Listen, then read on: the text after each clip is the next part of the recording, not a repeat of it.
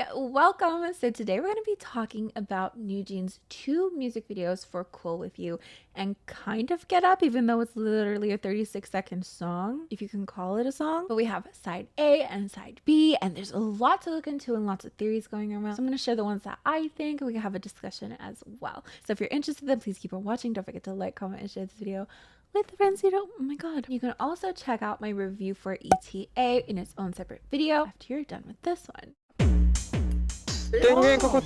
So of course, starting with side A of the music video, we see this blonde lady walking. And then as the angle changes, we actually see someone walking behind her. We'll refer to her as the mysterious woman from now on. Now, the first thing we notice is that they're dressed quite differently, with the lady in front being dressed in light colors. And then of course, right behind her, the vibe is much darker as she's dressed entirely in black. We see them entering her workplace, still walking one behind the other before getting into an elevator. As the elevator opens, the mysterious woman walks out, leaving behind this woman making out with this man who she seemingly didn't really know before, as they seem to have been hit by a fit of passion. As the mysterious woman sits in a cafe with the sun hitting her face in her expensive red bottom shoes, she quickly gets up and starts following another target. Before we cut to NewJeans watching over the entirety of the situation, they too are dressed in white, seemingly in contrast to this mysterious woman who is still dressed in this black attire. As she has her eyes set on a target, she steals a black umbrella and crosses paths with Hyun, who almost looks over her concerningly. And we get this familiar instrumental creeping up, a song of course we've never heard before, but seems quite strikingly NewJeans. The music video basically follows around this mysterious woman as she attaches herself to people, though no one can actually see her except NewJeans. In fact, one of the most notable scenes is that this mysterious woman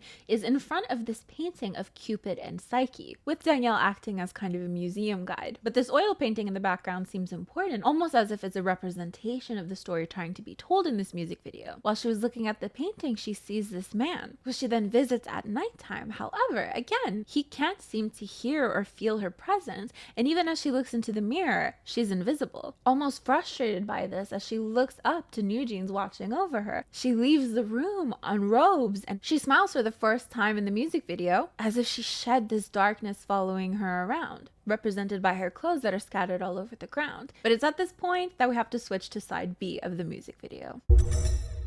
So of course we start off from the same point that we left off in side A, and amongst the NewJeans choreography that we finally get to see, our main character has also changed from her normally black clothing into this white dress. And it seems that she's finally able to be seen. You know, she knocks on the door of her love interest, he opens the door and he can see her, she even speaks to him. And from there, their love blossoms. We see a bunch of compilations of them filming each other, having fun, being in love, until one day, as they're waiting at opposite ends of the street, she sees a mysterious man pop up behind him, and all the love and excitement from her face just completely leaves, as if she knows something wrong is going to happen, and we as the audience also get this feeling. So she runs towards him, and I honestly thought she was going to get hit by a car, almost like in JYJ's in Heaven. But alas, instead of getting hit by a car, he actually cannot see her anymore. A new song starts playing after the credits, and this mysterious woman finally comes face to face with the NewJeans members, but it's inconclusive as she walks away from them. And we're presented with literally the shortest music video ever, because Get Up is 36 seconds long. But what can we take from this music video? Of course, the first point of reference we should be looking into is that oil painting, which from what I've researched is from 1817 by François-Edouard Picot and is titled Cupid and Psyche. According to museum.org, this oil canvas painting tells a Greek mythological story of how Cupid would leave every morning before Psyche woke from her sleep. Psyche's outstretched arms shows the space where Cupid would have been sleeping. However, he leaves her in the morning. Now, who exactly is Psyche? Because I feel like this isn't the first time we're hearing, or because I feel like this isn't the first mention or reference of her in a K-pop song specifically, if we think back to LE SSERAFIM's Eve, Psyche, and the Bluebeard's wife. So now I'm extra curious because I don't know who this bitch is. According to a story called The Golden Ass, which does talk about the relationship between Cupid and Psyche, Psyche is the most beautiful woman on earth, and Venus jealously arranges for Psyche's destruction, ordering her Cupid's son to arrange for her to fall in love with a worthless wretch. From what I understand, this woman was so beautiful to the point that people would worship her instead of actual deities. deities. So they would go and worship her and even say that she is more beautiful than Venus, which of course caused the goddess to have this horrible vendetta against her. So as we've said previously, Venus orders her son to go make Psyche fall in love with a horrible person. So he makes his way to Psyche with the intention of shooting her with his arrow. But it seems in the process of all this, he actually scratches himself with his own arrow and falls helplessly in love with her. Now, despite her beauty, she remains single, while her sisters have husbands, and this concerns her father, who thinks they might have angered some gods. So they consult the oracle of Apollo. They are told that her future husband is going to be a terrible creature. So they send her to the top of a mountain to await her future. From what I understand, they sent her to the top of this mountain in funeral attire because her death and marriage are going to be one and the same. But as she awaits her future at the top of this mountain, this breeze takes her down to this beautiful meadow. And she discovers this luxurious house with invisible servants. And she actually lives a very high-class life with her new husband. But the catch is, he's invisible to her by day and only visits her at night, where they, And on top of that, she has very clear instructions to never try to see what he looks like.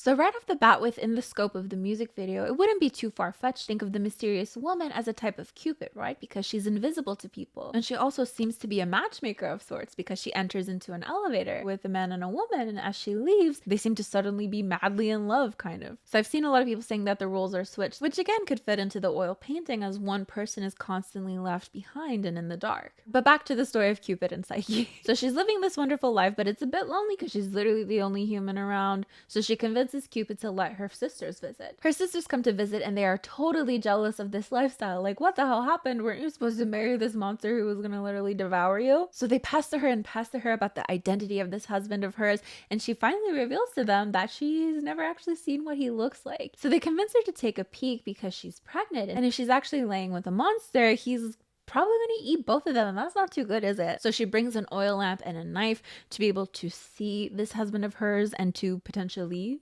unalive him. But as she sees her husband for the first time, he's actually drop dead gorgeous, and she's so distracted that she accidentally this time ends up injuring herself on his arrow. So in a fit of passion, she actually spills some oil on him and wakes him up, but he feels completely betrayed because she literally has a knife. He kind of infers, this girl probably wouldn't have ended too well, But he, on the other hand, is super freaking pissed and abandons her. She ends up wandering around. She does find her sisters, who literally throw themselves off cliffs in the hopes that the breeze is going to bring them to Cupid and take them as replacements for his wife. But the breeze is kind of LOL JK. So they're both out of the picture. Anyway, she happens to come across Venus, who offers her a bunch of tasks that seem impossible to do, but she actually ends up doing them. Her whole goal is to get on the good side of her mother-in-law. And for the most part, she completes them with the help of others until her very last task, which is to go to the underworld and bring back a portion of beauty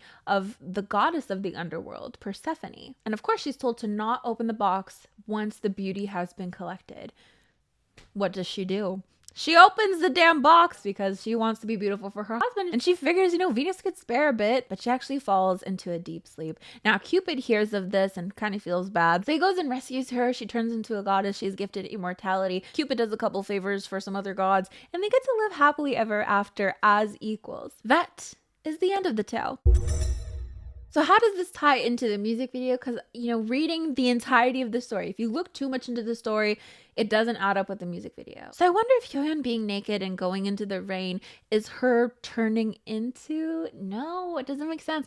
I keep trying to make sense of it, because if Hyoyeon goes into the rain and that's her transforming into a goddess, being gifted the gift of immortality, and then she can live happily ever after with Cupid, then who's that guy that makes Cupid not be... No, who's that guy that makes... No, I'm messing it up again. So the story lines up in the sense that Psyche's not allowed to see Cupid.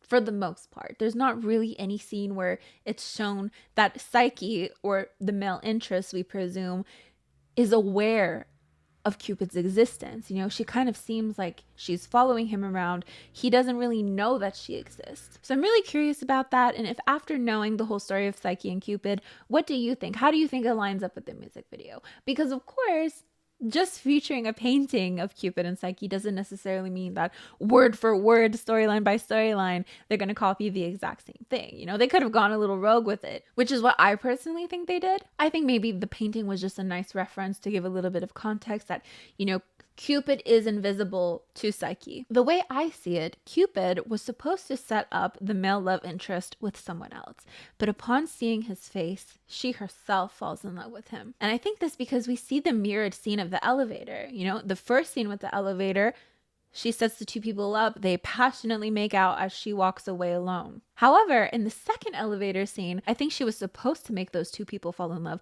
but she opted not to save him for herself, because we see as the elevator's door open, nobody is passionately making out. So we see Cupid is losing sight of what she's meant to do. She's meant to make people fall in love, but instead she's gone rogue and she wants to fall in love finally. But of course, she's invisible. He can't actually see her. We also see a couple break up, which could have been prevented by Cupid, but she's too distracted by this love interest that can't seem to see her to be able to intervene in this other couple's affairs. To which Honey oversees all of this happening and almost seems concerned. Like, what are you doing, Cupid? You had one job, you know? So I think the members of NewJeans themselves are acting as these guardian angels of sorts to kind of make sure that things are going according to plan. But with Cupid going rogue, you know, they have to intervene and do something. So I think the scene of Cupid shedding her clothes, going into the rain and smiling is her being able to transform into a human, because she wants to fall in love herself. She doesn't want to constantly be the matchmaker. She wants to experience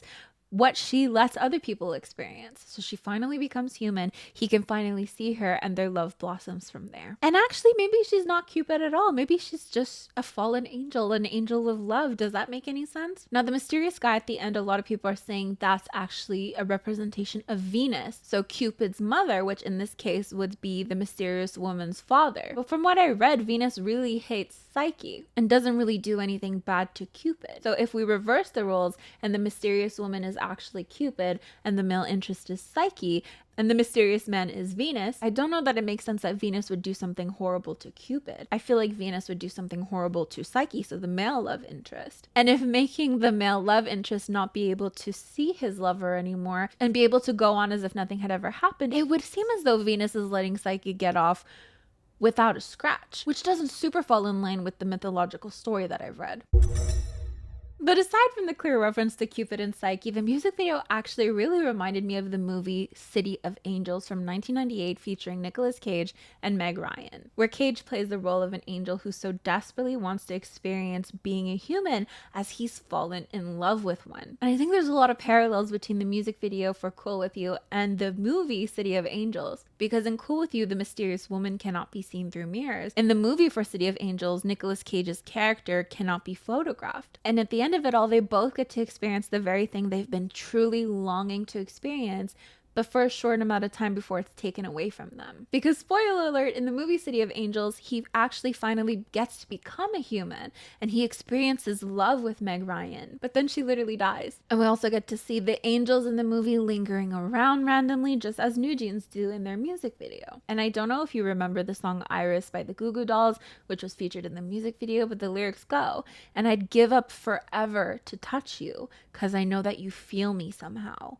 You're the closest to heaven that I'll ever be, and I don't want to go home right now." In that sense, it almost feels like this mysterious woman gave up everything to become a human to then be able to experience this love with him, only for it to be taken away, which again, I think is a similar premise to City of Angels. So those are the parallels I see. I understand the Cupid and Psyche references, though I don't think the story fully follows it, because again, I don't think the mysterious man necessarily represents Venus, because I feel like Venus hated Psyche, not Cupid. But in the music video, if the mysterious woman is actually Cupid and the mysterious man is actually Venus, I feel like Venus would have done something to the male love interest rather than letting him off the hook scotch-free. Is it scratch-free or scotch-free? I don't know. Now, as for the song itself, Cool With You, it's really not my favorite. I don't really find myself super intrigued by it, but I do appreciate having to do a research thesis paper to understand what the hell is going on in the music video, or at least attempt to try to understand. So that is basically it for my review of the Cool With You music videos by NewJeans. Don't forget to let me know in the comments down below what your theories are. I'm so curious to read them. Like I said, I think Cupid and Psyche, the story itself, is a nice little reference, but I think they did their own twist on a story in relation to Cupid and angels watching over and all of that jazz. But again, I'm super curious, so let me know in the comments down below. Don't forget to like, comment, and share this video with friends you don't have. You can also join my Patreon by clicking the link in the description. These are the lovely individuals who help support my channel on a monthly basis. It means the world to me. Thank you so much. As for me, I'm going to get going, so I'll see you guys next time. Bye!